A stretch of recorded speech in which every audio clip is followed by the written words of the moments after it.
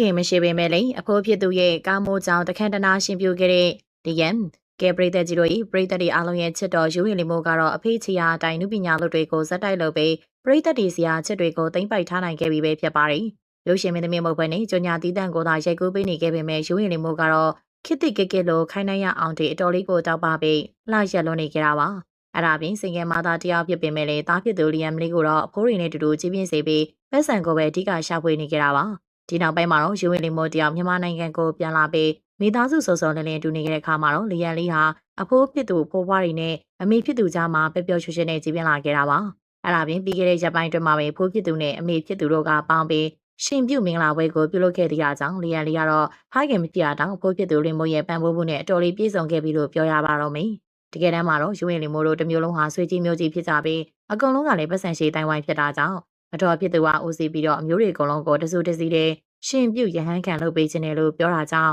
လီယန်ပါဝင်အခြားဝန်ခွဲမောင်နှမတွေပါပေါင်းပြီးတော့အခုလိုမျိုးရှင်ပြုတ်ဝဲလုပ်ပေးခဲ့တာပဲဖြစ်ပါတယ်။အမျိုးတောင်းတဲ့ပြင်အကုန်လုံးကလည်းပတ်စံရှိကြတဲ့အတွက်လီယန်ကိုနာမည်ထွက်ပြီးတော့တခန့်တနာဖြစ်သွားခဲ့တာလို့ပြောတာကြောင့်